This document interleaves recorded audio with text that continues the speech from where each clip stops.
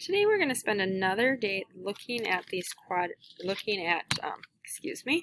translations around the graph. So the first thing we're going to do is remind ourselves we had a parent function from Friday. We looked at lines, and if it was x plus 2 minus 10, how did that shift? Well, if we remember, if it was in parentheses, we said that was a right-left shift. So we looked here. So that would move to the left 2. Minus 10, that was a up-down, so that was to, oops, I should put this here. So to the left 2, and this would move down 10. So in general, if it's parentheses, that's the left, right.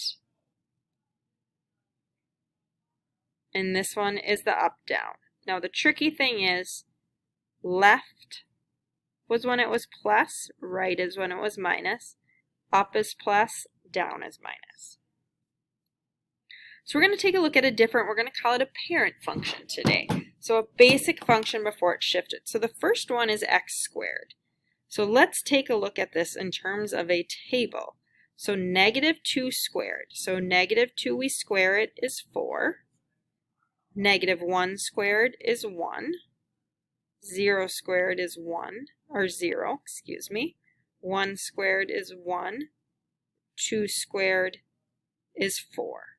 So if we graph this, we have negative 2, 1, 2, 3, 4, negative 1, 1, 0, 0, 1, 1, 2, 4. So this shape, if you haven't heard of it before, this is what's called a parabola. So our domain for the parabola, it keeps getting wider and wider. So this is all reals.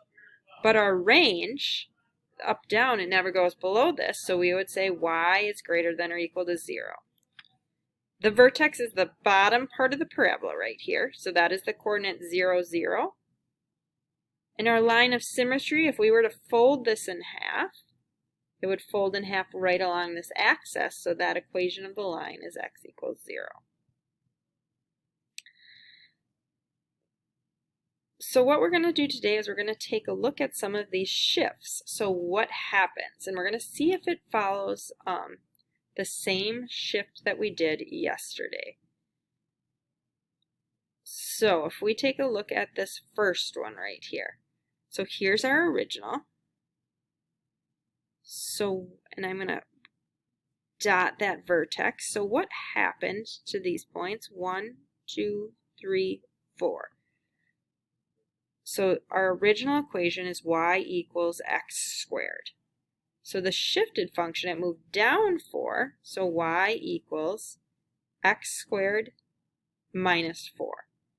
So what's that equation for the vertex is 0, 4. And our line of symmetry, it's still right through the middle, so that's x equals 0. Now this one, what happened to the dots? Well, it moved up 1. So our equation would be x squared plus 1. That vertex is now the coordinate 0, 1. And the line of symmetry stays the same. It's at x equals 0. Now we have some right-left shifts. So this one moved to the right 2. So y equals, that means it's got to be in parentheses, x plus 2 squared. Oh, but it's to the right 2, so that has to have the minus 2. Our new vertex is the coordinate 2, 0. And that line of symmetry where you fold it in half is x equals 2. And then this last one, 1, 2, 3, 4. So it's y equals x plus 4 squared because it moved to the left 4. The vertex is at negative 4, 0. And that line of symmetry is that x equals negative 4. So now we're going to take a look at a couple of them here that have multiple shifts. So if I take that vertex, 1, 2, 1, 2, so it moved to the left 2 and up 2. So our equation, x plus 2 squared plus 2, that vertex is negative 2, 2, and our line of symmetry is at negative 2. Now this one, 1, 2, 3, 4, so it moved to the right 4 and down 2. So using our knowledge of the equation in parentheses, if it's to the right 4, it's going to be minus 4. And then we got a minus 2 at the end for down 2. And our vertex is for negative 2. And then that line of symmetry is at x equals 4.